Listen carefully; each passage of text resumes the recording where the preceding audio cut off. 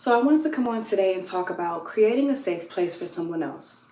And what I mean by a safe place is being someone that they can come to and be completely relaxed, guards down, no defenses, and just be themselves pretty much.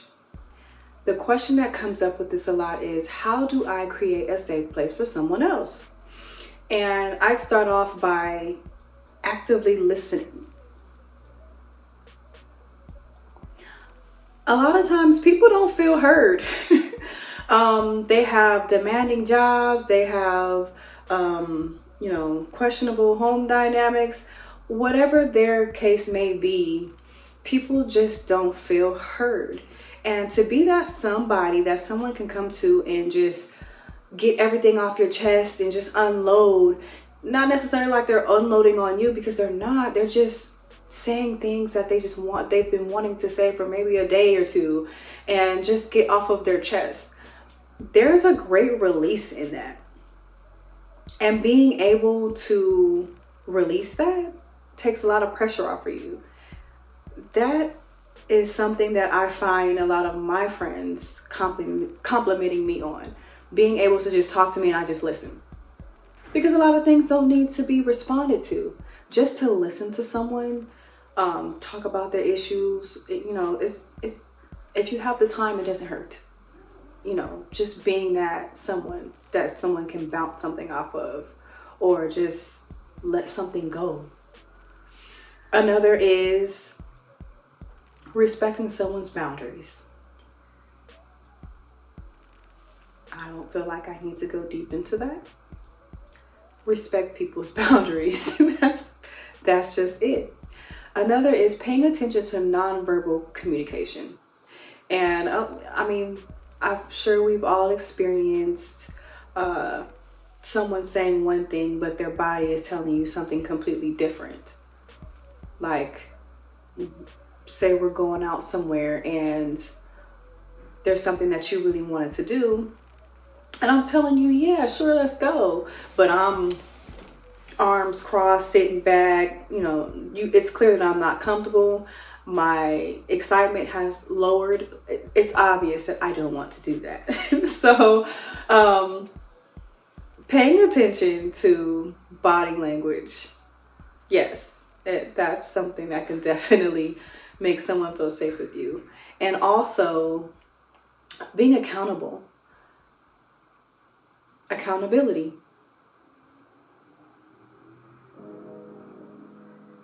We all know what accountability is. Just be accountable. It's just simple.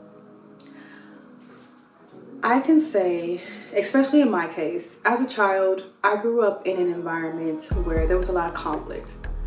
And that conflict was due to unhealed trauma. Unhealed trauma. With that being said, where everyone was aggressive and going at it and clashing, I was one of the ones that I shied away from conflict. I didn't want to be involved. It made me upset. I just didn't want to be around it. So I would escape.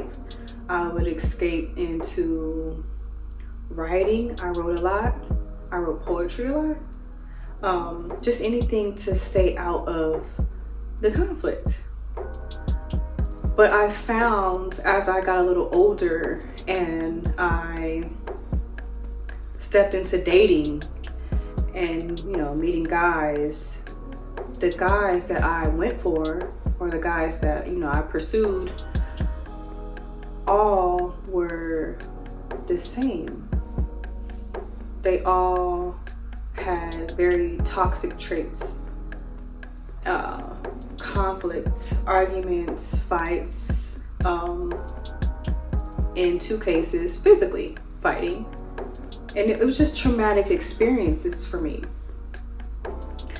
And I recall having a conversation in which I was asked, especially after the first time I was with someone who was physically violent, why would someone go back to something like that? And it wasn't until recently that I figured that out. That type of environment is familiar. And unfortunately, that was where I felt safe. I felt safe in what I knew. I knew conflict. I knew arguing. I knew fighting. I knew people exchanging nasty words and comments and, just nastiness. That's what I knew. So that's what I was comfortable with. As to say, that was my safe place. That's what I considered safe. The thought of being in a healthy relationship didn't feel safe to me. It made me question. It made me terrified because first of all, how do I be in this situation and maintain the happiness, So it's weird, but yeah. So when if there's anyone that you know and you find yourself asking like, why does this person stay in this situation, especially like domestic violence situations, why does that person stay in that situation? Why don't they just leave? Why don't they just leave? Why don't they just leave? They're not just leaving because that is a safe place for them. There is something familiar in that to them that makes them feel safe. So before you ask them about this situation, maybe consider their background and what they were brought up in or what they've experienced for that to be safe for them, even though it's not safe. That is something that a lot needs to ask because these things are important. It's easy for us to judge a situation and call someone stupid or whatever the case may be for staying in the situation, but without knowing someone's background, it's sort of not fair to judge them in a situation. You might anyway. That's on you. That might just be what you do. You're gonna do what you want, but try to consider their background if you care about them.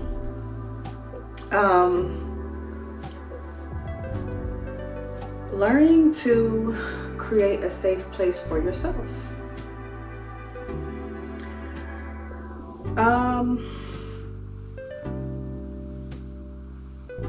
After you've been in a situation such as a domestic situation,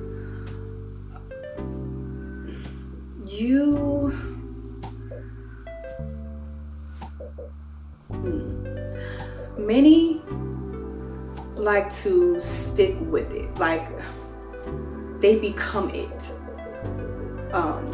Just like they try to tell you to just because you've been through something, that doesn't mean that's who you are. You don't have to let that follow you. So with that being said, after being in a situation like that, you need to take the proper steps. If that's therapy or whatever it is that you need to do, you need to take the proper steps to address it, sit in it, and let it go and move on. Otherwise, you find yourself being that and carrying that with you. And situations such as that, some people may enjoy the empathy that comes with that. So they're not letting it go to continuously keep bringing it back up just to receive the empathy for it. And that's not healthy.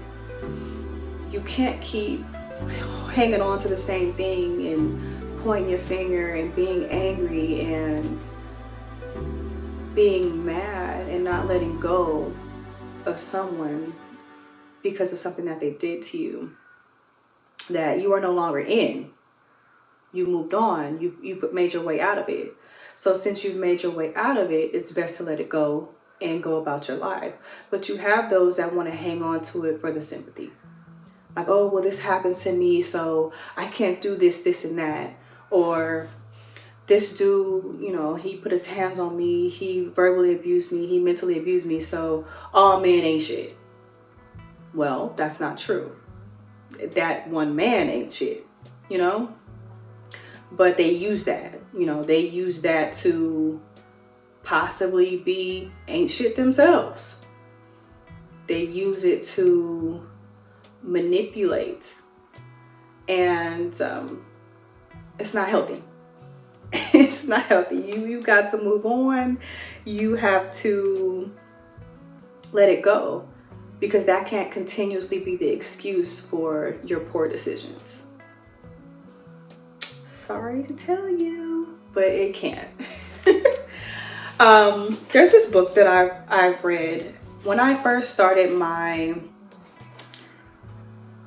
shift, and I began to realize that I was beginning a spiritual journey.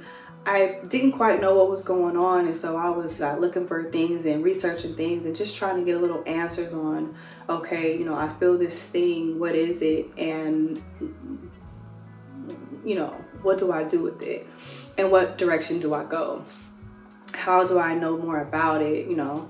And I went to Barnes and Nobles, and I went to the self-help area, something like that, self-awareness, self-help, and I kept getting pulled back to this book. And this book is Letting Go: The Pathway to Surrender, and it's by David R. Hawkins. And I read this book 2 times without completing the last chapter because I knew it was going to be over, and it was just so good to me, and I didn't want it to be over. I do the same thing with the Golden Girls. I will watch every single episode except that last one when Dorothy gets married and leaves, because then it's over, and the reality of it being over is it's not over. We're going to keep watching the Golden Girls except that last episode, okay? Anyways, in this it says, there are a lot of payoffs to blame. We get to be innocent.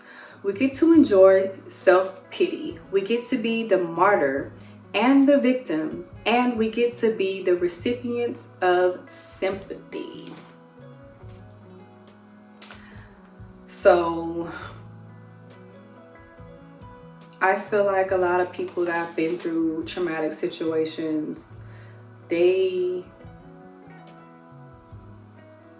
in a way choose not to move on for that sympathy, to be that victim over and over and over again, and they make those bad decisions and use that as an excuse.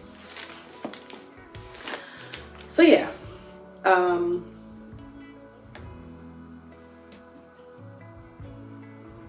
we go through things and we don't let them go. Some of us let them go, some of us don't. It depends, what the outcome, what your desired outcome is to be. You can feel like, I'm not going to let this be me, I'm going to keep moving, or you can let it consume you and not move on. In any event,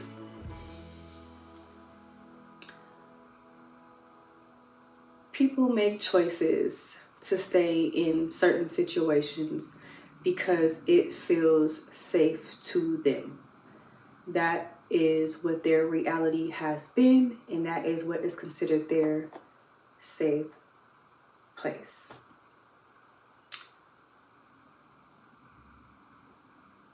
And that's just the honest truth. But back to you creating a safe place for someone else.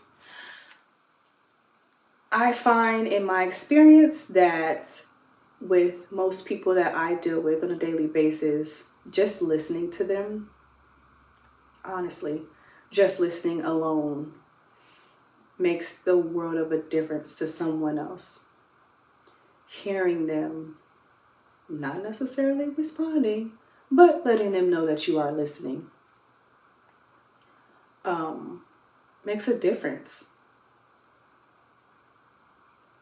Being there for them to talk to,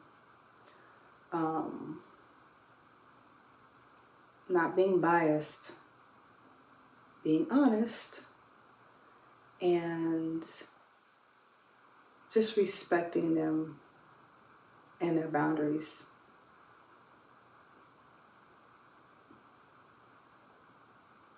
That's it. That is creating a safe place for someone else.